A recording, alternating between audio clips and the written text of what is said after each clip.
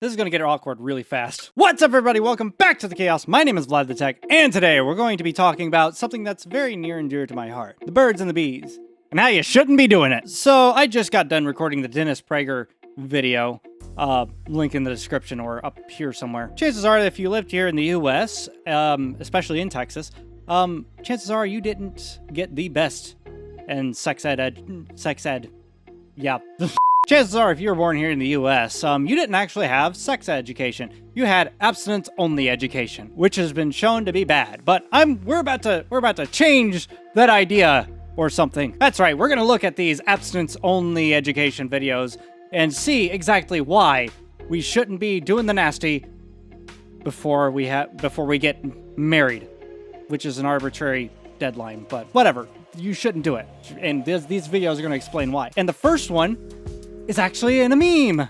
So, how spectacular is that? This one's called Sex Before Marriage, Prepare to Die. We've been talking a lot about AIDS, and you've been hearing about AIDS in the newspaper, you've heard it on the radio. So I'm going to ask you some questions and find out what you know about the virus. First of all, what does the term AIDS stand for? I know. Acquired immunodeficiency syndrome. Acquired immune deficiency syndrome, right. Yes! Fucking nailed it. What does the term acquired mean? If you were to go down and acquire an automobile, would it all of a sudden just be in your garage? No. I mean, you're talking to kids, but they're not exactly kids. They're teenagers. They're adults in training. Don't talk to them like they're dumb. They know what the word acquired means. You'd have to do something to get that card. Well, the AIDS virus is the same way. I'm going to stop you right there. AIDS is not a virus. AIDS is a condition caused by the human immunodeficiency virus. It's caused by a virus, but it itself is not the virus. Tiny little nitpick, but I'll let you continue. Tell us why we shouldn't be doing the horizontal monster mash. How do you get the AIDS virus or HIV into your body? You get it when you have sex with another person that has it. Okay, right. Multiple partners is one of the main things that gets a person at risk. Question. Don't you also get it from sharing needles? Your chance of getting the virus increases with each successive partner that you have. Not exactly true. Your chances of getting the virus increase with having multiple unprotected sessions with different partners. So it's not just that you would have to have sex with multiple partners. You would have to have specifically unprotected sex with them. Is it just me, or am I getting the sense that she has no idea what she's talking about? You can get it the first time that you ever have sex with anybody if that person is infected with the virus. You could also get in a car accident the first time you drive a car. Does that mean we shouldn't drive cars until we're married? I'm just being absurd now. Tell us more about why we shouldn't be playing hide the sausage. This one is really controversial. You're not going to like it at all. Oh, I bet I'm not, because usually when people say that, they're wrong. What? Kissing someone that has it. Okay, so would you say deep French kissing? Yeah. I mean, where you really go for it. Why do you want details? What's going on in your head? You're a teacher. You shouldn't be asking teenagers details about their love life. Look at the joy on her face right now. That's just creepy. That kind of kissing can put you at risk for this virus. Dude, what? I think I'm in the same boat as this kid. According to Planned Parenthood, no, that's not right. You can't actually get HIV from kissing. I don't even think you can get it from oral sex. Hang on, let me go to Planned Parenthood's websites. According to Planned Parenthood, you can get HIV from having, from doing the nasty, sharing needles or syringes, getting infected, blood. Oh god, this is awkward. Bodily fluids. It's spread through bodily fluids, particularly blood, mayonnaise, and feminine secretions. We'll put it that way. Funny how they don't mention saliva as being one of those transmission vectors. Probably because she's lying. So this guy has reason to have that face right now. At my 20-year reunion from high school, there were probably some people there with genital herpes or other venereal diseases that were incurable. At your 20-year reunion from high school, there are going to be empty chairs because they will have died of AIDS. No, they won't. Because first off, you actually have to get HIV, which is actually not as common as you would think. It's far more common than it should be here in the US because of, well, videos like this, to be honest. And also because of lack of needle exchange programs and things that would actually stop the spread of the virus. And also because HIV is no longer a death sentence. We actually have treatments for it to where people can actually live a long and fairly healthy life.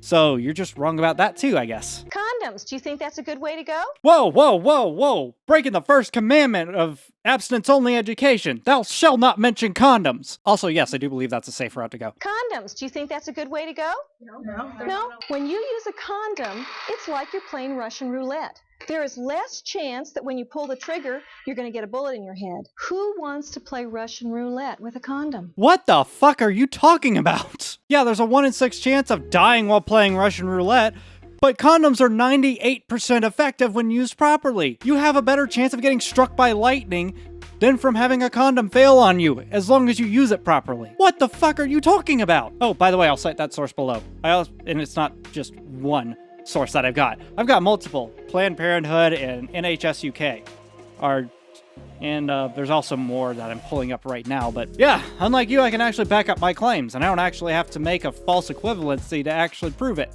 So the next time that somebody wants you to go to bed with them, with or without a condom, then just picture that you're actually going to bed. It's not just you and him. It's that you're packing along a loaded revolver with you when you go. You want to see my 6-shooter?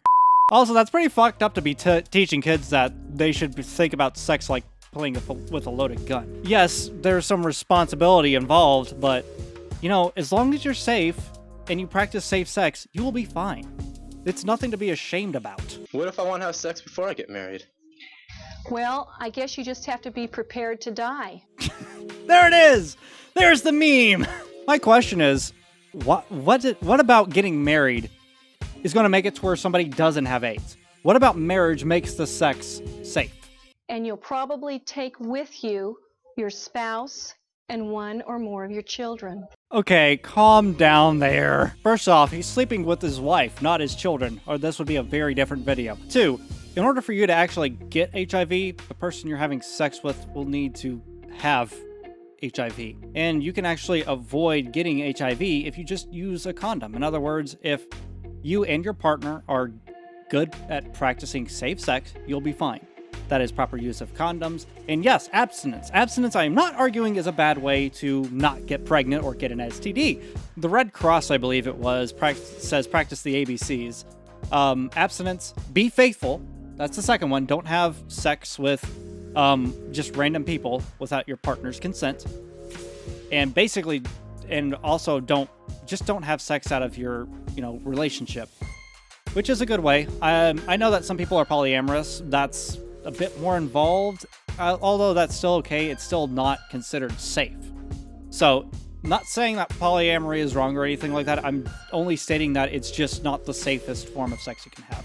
But anyways, the C is correct use of condoms and contraceptive. If you use condoms, you won't get HIV and you won't get pregnant.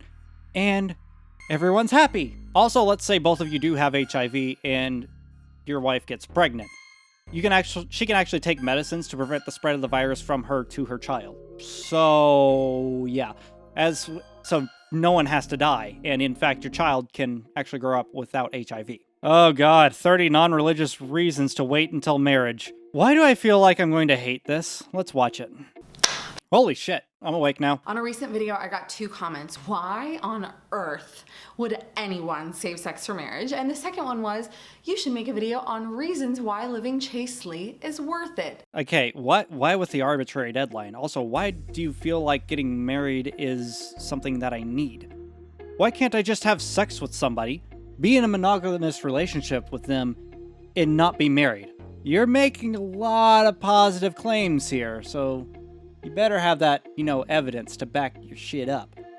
Also, why is she talking like this? I have to know.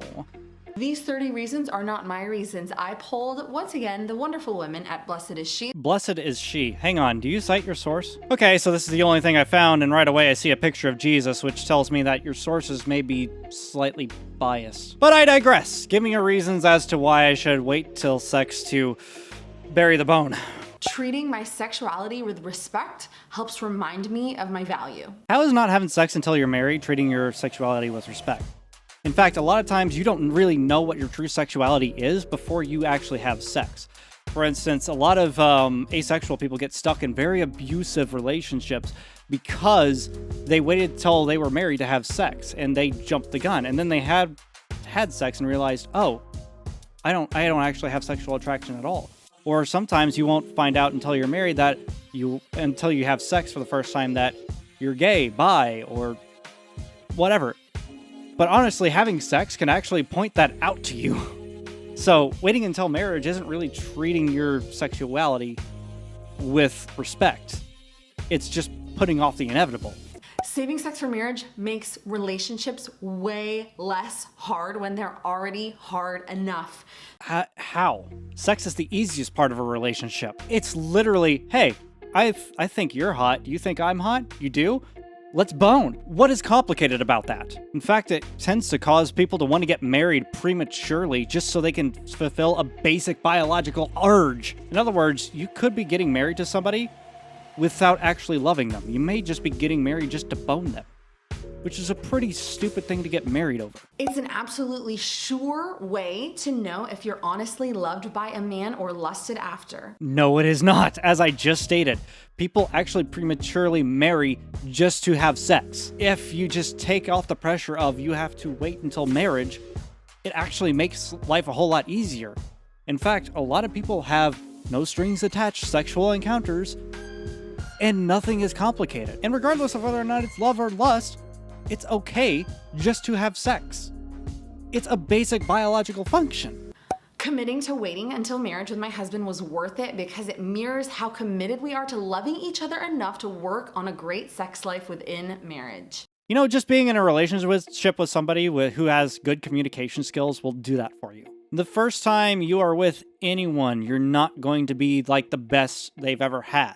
It's something that you need to work up towards. For instance, when you first played basketball, were you the best person on the court? Probably fucking not.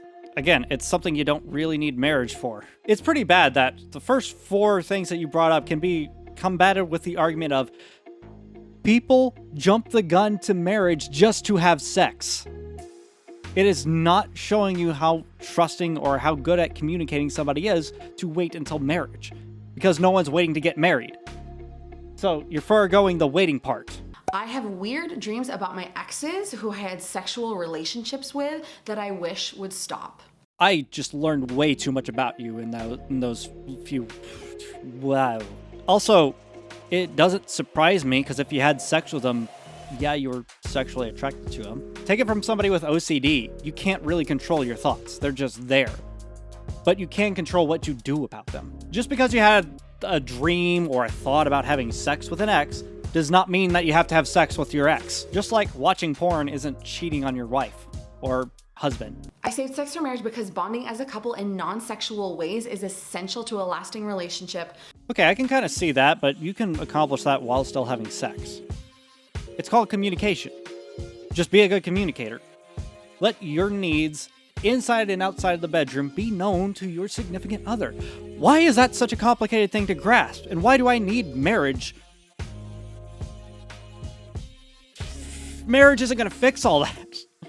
I have heard too many women worried about whether the guy they are dating is right for them because the sex isn't as good as it was with a past boyfriend who was not good for them at all. That one little sentence actually kind of displays why abstinence only is kind of a bad thing. Just because the sex isn't good doesn't mean that the guy's not a good person. It just means you need to communicate. Guys aren't supposed to be good at sex right out of the gate, and that's an unrealistic standard for women to have. And it also works in the opposite directions. Women shouldn't automatically know what's good for a guy. Sometimes you need to just, experiment, try things out, and, fucking talk. Again, waiting till marriage isn't going to fix all this stuff. You need to have these qualities in order to be in a long-lasting relationship anyways, regardless of whether or not you're having sex. Do you have any, good reasons to wait till marriage at all? Experiencing sex for the first time with your husband, a man who is committed to honoring and loving you for life, is experiencing love at one of its purest forms, giving yourself and receiving the other. So no? My husband and I have no one to compare each other's performance to. I'm perfectly satisfied with him because he's all I know. You shouldn't be doing that anyways, you fucking bitch. I've never compared the women that I've been with to other women I've been with, and none of the women I've been with have done the same to me. The only reason why you would do that is because something's wrong with you. It may sound mean, but that's kind of a mean thing to do to somebody, so please just don't do it. When you're married, you don't have to worry about getting caught or someone finding out. Who would be trying to catch me having sex? Like who?